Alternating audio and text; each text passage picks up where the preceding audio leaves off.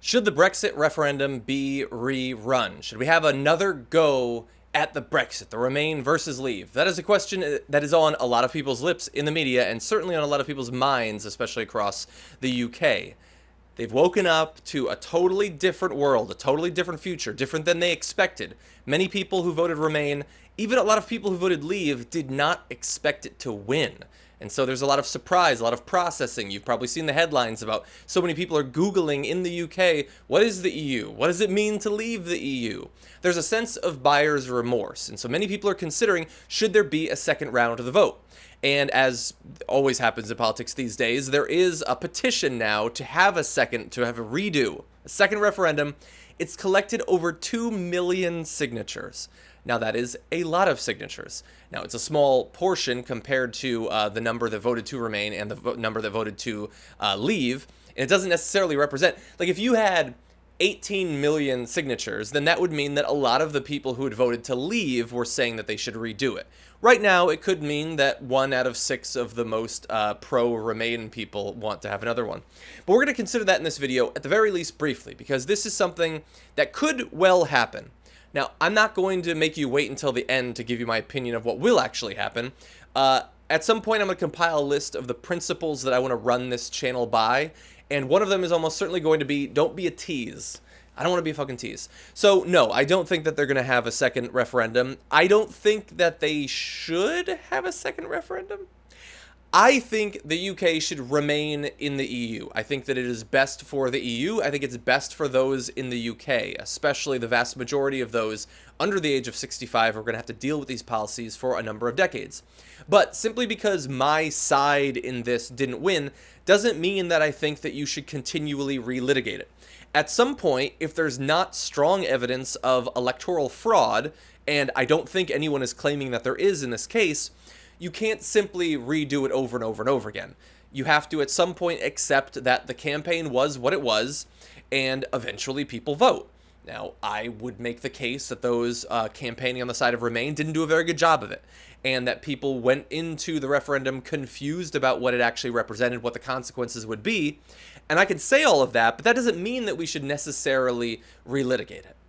Now look, if they had polling that showed that a significant portion of those voting Leave, and I'm talking like 20, 30, 40%, were like, that was a goof, man. I was just messing around. I didn't actually want to do that. This is a disaster. And if new evidence comes in terms of the effect on the economy, that it's disastrous, and that means that a lot of people change their minds, then theoretically you could have another referendum. After all, they already had the decision to enter the EU, and nobody was saying then, we can never rethink this again. Obviously, at some point, you can change your mind. Now, I would say you can't just every week do it. After all, if the vote had gone to Remain, if Remain had won by 4 points instead of Leave, and Leave had said, well, we should vote again, I would have said, get the hell out of here. What are you trying to do? You're trying to waste my time. And we have to be fair about it. But if things change, and if it's clear that the vast majority of those there regret the decision, it's not totally impossible that they could vote again. But, have to be clear, I don't think that they will. Now, what actually comes out of this, David Cameron is stepping down. The UK Independence Party is obviously feeling quite randy after this win, but that doesn't mean that suddenly they're going to become an absolutely gigantic party. Clearly, they've had good electoral success in the last round of elections. Economically, there's going to be a lot of adaptation required, and what is going to be most interesting, and you need to follow most closely, is once the negotiations actually start with the EU, by the way, saying, no, you're gone. If you want to leave, you're gone. What kind of deal can they actually strike? When it comes to trade, when it comes to immigration, when it comes to freedom of movement, what kind of deal can they actually get? Is it going to be like between the UK and every other country, or can some sort of special accommodation come about wherein they're not in the EU, but there's a recognition that there's a closeness that needs to be maintained? If that actually happens, then some of the damage of leaving the EU could be mitigated, which I think is good for both the UK and the EU. I don't know for sure that that's going to happen, and certainly France and Germany, some of the other influential countries in the EU, are not going to be in a particularly giving mood.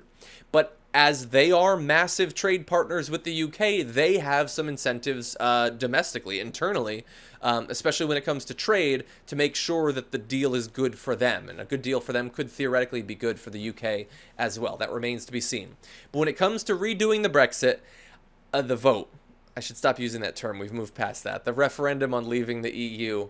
I think that it would be great if it happened, but I'm not saying that it should happen, only if a lot actually changes in terms of the thought process of a lot of Brits and those in Scotland, Wales, and North Ireland and all of that. We'll have to see. I'm going to be following it, and obviously I keep admitting I'm not an expert on this. I'm trying to educate myself as much as possible, but we can't simply have wishful thinking. That's simply because our side lost. We're going to continue to relitigate it. There was a lot of campaigning for this. Many people understood what the consequences were. Maybe they're going to have to live with them.